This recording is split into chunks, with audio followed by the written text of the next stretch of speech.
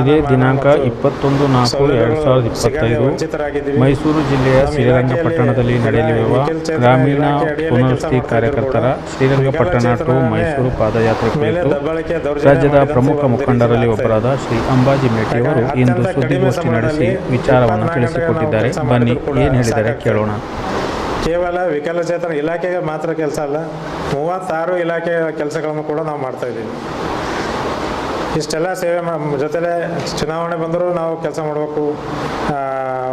ಒಂದು 5% ಗ್ರಾಮ ಪಂಚಾಯತಿಯಲ್ಲಿ ಒಂದು 5% ಅನುದಾನ ಖರ್ಚು ಮಾಡಬೇಕಾದ್ರೆ ಅದಕ್ಕೆ ನಾವೇ ಪಟ್ಟಿ ಮಾಡಿಕೊಡ್ಬೇಕು. ಹೀಗಾಗಿ ಕೊಡ್ತಕ್ಕಂಥ 9,000 ರೂಪಾಯಿ ಸಂಬಳದಲ್ಲಿ 36 ಇಲಾಖೆದ ಕೆಲಸ ಮಾಡಿ ನಾವು ನಿರ್ತಾಣಗೊಂಡಿದ್ದೀವಿ ಅಂತೇಳಿ ಈ ಮೂಲಕ ಸರ್ಕಾರಕ್ಕೆ ಮನವಿ ಸಲ್ಲಿಸೋಕೆ ಪ್ರಯತ್ನ ಮಾಡ್ತೀವಿ. ಈಗಾಗಲೇ ಕಲಬುರಗಿಯಲ್ಲಿ ನಾವು ಪ್ರತಿಭಟನೆ ಮಾಡಿದಾಗ ಮೊನ್ನೆ ಕಲಬುರಗಿಯಲ್ಲಿ ಸಚಿವ ಸಂಪುಟ ಇತ್ತು. ಇದ್ದಾಗ 3 ದಿನಗಳ ಕಾಲ ಅಹೋರಾತ್ರಿ ಧರಣಿ ಸತ್ಯಾಗ್ರಹ ಮಾಡಿದ್ವಿ. CM ಅವರು ಇಲ್ಲೇ ಬಂದಿದ್ದರು. ನಮ್ಮ ಕಲಬುರಗಿ ಭಾಗದ ಸಚಿವರಾದಂಥ ಸನ್ಮಾನ್ಯ ಶ್ರೀ ಪ್ರಿಯಾಂಕ್ ಖರ್ಗೆ ಸಾಹೇಬರು ಮತ್ತು ಶರಣಪ್ರಕಾಶ್ ಪಾಟೀಲ್ ಸಾಹೇಬರು ನೇತೃತ್ವದಲ್ಲಿ ಒಂದು ನಿಯೋಗ ಕೊಂಡೊಯ್ದು ಅಲ್ಲಿಯೂ ಕೂಡ CM ಅವರ ಸಮ್ಮುಖದಲ್ಲಿ ಚರ್ಚೆ ಮಾಡಿ ನಮಗೆ ಕನಿಷ್ಠ ವೇತನ ಮಾಡುವಂಥ ವ್ಯವಸ್ಥೆ ಮಾಡ್ತೀವಿ, ಮಾರ್ಚ್ ವರೆಗೆ ಕಾಯಬೇಕಂತೇಳಿ ನಮಗೆ ವಚನ ಕೊಟ್ಟಿದ್ದರು. ಅದರ ಪ್ರಕಾರ ನಾವು ಈ ಮೊನ್ನೆ 25-26ನೇ ಸಾಲಿನ ಬಜೆಟ್ ಅಧಿವೇಶನದಲ್ಲಿ ನಮಗೆ ಕನಿಷ್ಠ ವೇತನ ಮಾಡ್ತಾರೆ ಅಂತೇಳಿ ನಾವು ಭಾಳಷ್ಟು ನಿರೀಕ್ಷೆ ಇಟ್ಕೊಂಡಿದ್ದೀವಿ. ಆದರೆ ನಮ್ಮ ನಿರೀಕ್ಷೆ ಹುಸಿಯಾಗಿದೆ. ನಾವು ಈ ಭಾಗದ ಪ್ರಬುದ್ಧ ರಾಜಕಾರಣಿ ಅಂಥೇಳಿ ಮತ್ತು ಕೊಟ್ಟ ಮಾತಿಗೆ ವಚನಬದ್ಧರಾಗಿ ನಡ್ಕೊಳ್ಳುವಂಥ ಕುಟುಂಬದ ಪ್ರಿಯಾಂಕ್ ಖರ್ಗೆ ಸಾಹೇಬ್ರ ಮೇಲೆ ಈ ರಾಜ್ಯದ 6,500 ಕಾರ್ಯಕರ್ತರು ಕೂಡ ಭಾಳಷ್ಟು ನಂಬಿಕೆನ ಇಟ್ಕೊಂಡಿವಿ. ಇನ್ನೂ ಅವ್ರ ಮೇಲೆ ನಂಬಿಕೆ ಇಟ್ಟಿವಿ. ಅವ್ರ ಮುತುವರ್ಜಿ ವಹಿಸಿ ನಾವು ಏನೋ ಫಾಲೋಅಪ್ ಮಾಡಿ ಮಾಡಿಸೋಣ ಅಂತೇಳಿ ಒಂದು ಮಾತು ಕೊಟ್ಟಿದ್ದರು.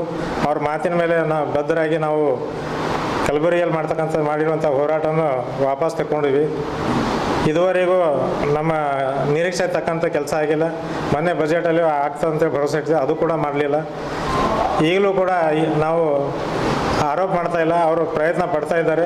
ಏಪ್ರಿಲಲ್ಲಿ ನಾವು ಏನಾದರೂ ಮಾಡೋಣ ಅನ್ನೋ ಒಂದು ಮಾತು ಹೇಳಿದ್ದಾರೆ. ಆದರೂ ಕೂಡ ನಾವು ಇನ್ನೂ ಅವ್ರ ಮೇಲೆ ಭರವಸೆ ಇಟ್ಕೊಂಡು ಪ್ರಿಯಾಂಕ್ ಸಾಹೇಬ್ರ ಮೇಲೆ ವಜ್ಜೆ ಇಟ್ಟಿದ್ದೀವಿ. ಅವ್ರ ಈಡೇರಿಸ್ತಾರಂತ ನಮ್ಮನ್ನು ಕನಿಷ್ಠ ವೇತನ ವ್ಯಾಪ್ತಿಯೊಳಗೆ ಸೇರಿಸಿ ನಮಗೆ ನ್ಯಾಯ ಒದಗಿಸ್ತಾರೆ ಅಂತೇಳಿ ಇವತ್ತು ಕೂಡ ನಮ್ಮ ಕಾರ್ಯಕರ್ತರು ಮತ್ತು ನಾವು ಭರವಸೆ ಇಟ್ಟಿದ್ದೀವಿ.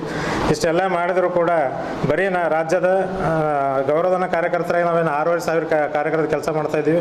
ನಮ್ಗೆ ಅಷ್ಟೇ ಈ ಬಜೆಟ್ ಅಧಿವೇಶನ ಅನ್ಯಾಯ ಆಗಿಲ್ಲ.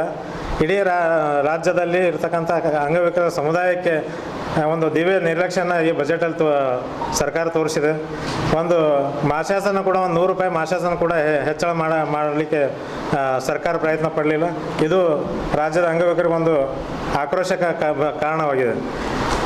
ಇಲ್ಲಿ ನಮಗೆ ಪ್ರಶ್ನೆ ಮೂಡಿರೋದು ಅಂದರೆ ಸಚಿವರು ನಮ್ಮ ರಾಜ್ಯದ ಮುಖ್ಯಮಂತ್ರಿಗಳಂತ ಸನ್ಮಾನ್ಯ ಸಿದ್ದರಾಮಯ್ಯ ಸಾಹೇಬರು ಈಗಾಗಲೇ ಅಂಗವಿಕಲರ ಬಗ್ಗೆ ಯಾಕೆ ಎಷ್ಟೊಂದು ಮುನಿಸ್ಕೊಂಡಿದ್ದಾರೆ, ಯಾಕೆ ಅಂಗವಿಕಲರನ್ನು ದಿವ್ಯ ನಿರ್ಲಕ್ಷ್ಯ ತೋರ್ತಾ ಇದ್ದಾರೆ ಅನ್ನೋದು ನಾವು ಅವರ ಸಮ್ಮುಖದಲ್ಲಿ ಮಾತಾಡಬೇಕು, ಅವ್ರಿಗೆ ಕೇಳಬೇಕು ಅನ್ನೋ ಉದ್ದೇಶಕ್ಕಾಗಿ ನಾಳೆ ಇದೇ ತಿಂಗಳ 21ನೇ ತಾರೀಕಿನಿಂದ ಮಂಡ್ಯ ಜಿಲ್ಲೆಯ ಶ್ರೀರಂಗಪಟ್ಟಣದಿಂದ ಮೈಸೂರುವರೆಗೆ ಪಾದಯಾತ್ರೆ ಮಾಡಿಕೊಂಡು CM ಅವರ ಮನೆಗೆ ಹೋಗಿ ಅಲ್ಲಿ ಅವರನ್ನೇ ಮನವಿ ಕೊಡುವ ಮೂಲಕ ನಮ್ಮ ಆ 17 ವರ್ಷದಿಂದ ಸೇವೆ ಮಾಡ್ತಾ ಇದ್ದೀವಿ, ನಮ್ಮನ್ನು ಕನಿಷ್ಠ ವೇತನ ವ್ಯಾಪ್ತಿಯೊಳಗೆ ಸೇರಿಸಬೇಕು ಮತ್ತು ಇಲ್ಲಾಂದರೆ ನಮಗೆ ಕಾಯಂಗೊಳಿಸ್ಬೇಕಂತೇಳಿ ನಾವು ಅಲ್ಲಿ ಪ್ರತಿಭಟನೆ ಮಾಡುವ ಮೂಲಕ ಅವರ ಮನೆಯ ಮುಂದೆ ಅವರ ಭೇಟಿಯಾಗಿ ಮನವಿ ಕೊಟ್ಟು ಮತ್ತು ನಮ್ಮ ಬೇಡಿಕೆ ಈಡೇರೋವರೆಗೂ ಒಂದು ಕೊನೆ ಹಂತ ಮುಟ್ಟುವವರೆಗೂ ಈ ಪ್ರತಿಭಟನೆ ನಾವು ಹಿಂದೆ ಸರಿಯೋದಿಲ್ಲ.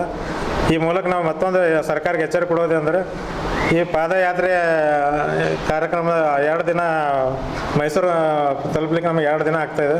ಈ 2 ದಿನ ಪಾದಯಾತ್ರೆಯಲ್ಲಿ ನಾವು ಮೊದಲೇ ವಿಕಲಚೇತನ ಆಸಕ್ತರಿದ್ದೀವಿ, ದೈಹಿಕವಾಗಿ ವಿಕಲಚೇತನ ಆಗಿರ್ತೀವಿ. ಏನಾದರೂ ಅಹಿತಕರ ಘಟನೆಗಳಾದರೆ ಅದು ಸರ್ಕಾರ ನೇರ ಹೊಣೆ ಹೊರಬೇಕಾಗ್ತದೆ ಅಂತೇಳಿ ಮೂಲಕ ಸರ್ಕಾರಕ್ಕೆ ಎಚ್ಚರಿಕೆ ಕೊಡ್ತೀವಿ. ಇಷ್ಟೇ ನಾನು ಮಾತು ಮುಗಿಸ್ತೇನೆ.